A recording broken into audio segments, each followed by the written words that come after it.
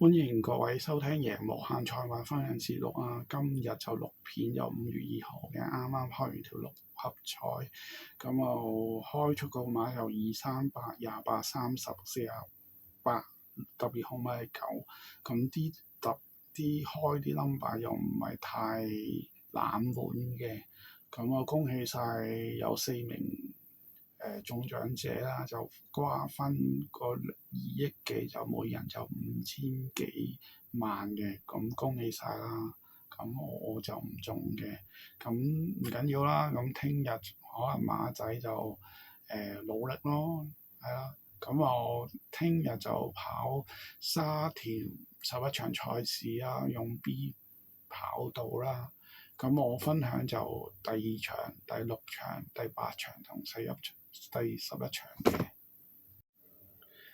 第2場跑呢個4班1200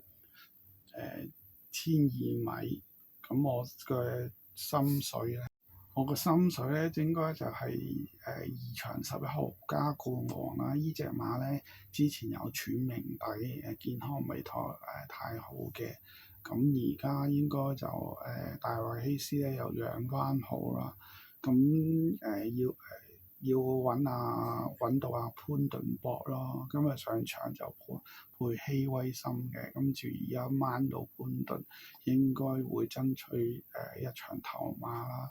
跟住求其次就10號啦，應龍飛影，咁揾阮少妹有10磅減磅脂肪，希望可以跑到一隻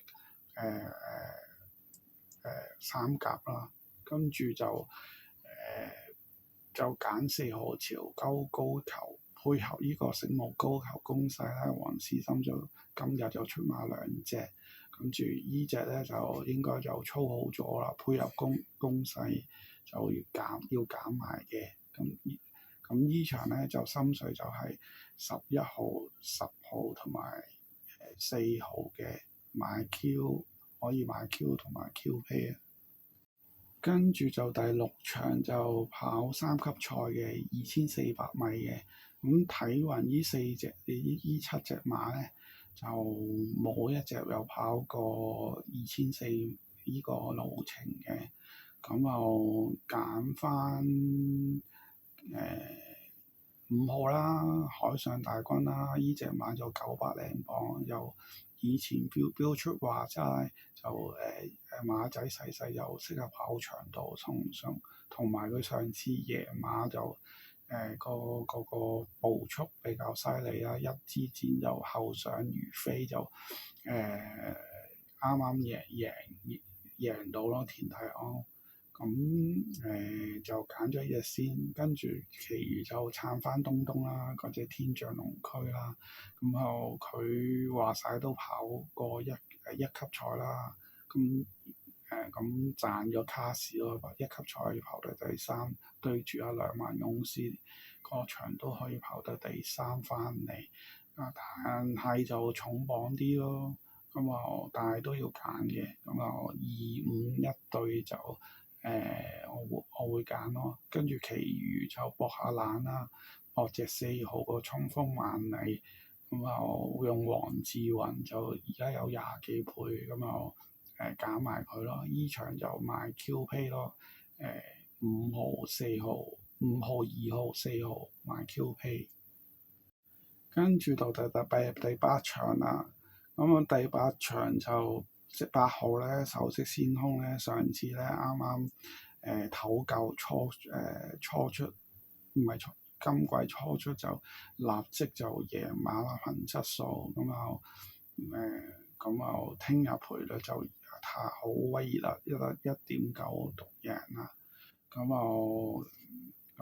輕磅啦，咁應該就三甲應該穩陣嘅。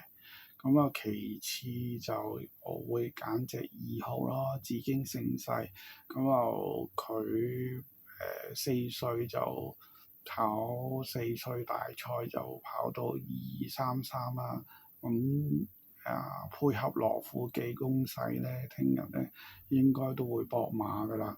200一隊就揀先咯，其次就揀翻我外區勁沙塵，勁沙塵由4班開始贏到2班啦，由40零分升到落呢個而家就80幾分，升咗40幾分啦。咁呢隻馬咧就上次咧啱啱咧係2班贏完啦，咁證明咧都應該夠班嘅。咁16位咧佢係正宗路程咯，咁我未塞過3甲，所以依場咧就揀8號、9號同埋2號咯，買 Q 係咯。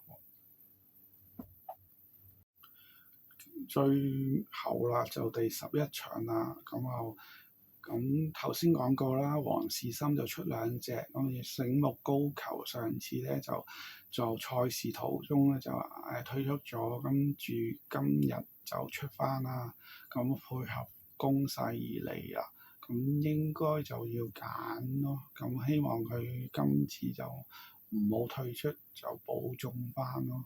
咁其次就揀翻4號啦，輕馳千里，咁楊明亮就覺得騎馬啦，咁應該就唔會玩嘢咯。咁2、4一隊要揀翻嘅，跟住就我搏下冷門，揀隻7號啦，勇者為王。我見到阿潘明輝咧就幫呢隻馬操開，跟住就聽日佢手馬都幾好嘅，咁我搏佢有鬥志啦，可以跑入3甲咯。咁依場咧就揀2號、4號、7號啦，咁買 Q 同埋 QP 啦。咁以上4場都係我心水實選擇啦。咁頭處策略可以買4穿15或者4穿11嘅，咁悉隨尊便啦。咁中意咧就我嘅心水咧就攞去使啦，唔中意咧就擺翻低。咁如果覺得聽日我所推介咧你中咗，咁好多錢啊，咁可以打賞俾我啦。片中個 QR code 咧，咁就係我 QR code，你可以打賞俾我啦。咁大致上聽日我所講嘅分析就差唔多啦。如果遇到賭錢遇到有啲困難啊，賭得好大啊，失去理智就可以打1834633啦。咁祝各位咧就聽日就贏多啲，係啦。咁下次再見啦，拜拜。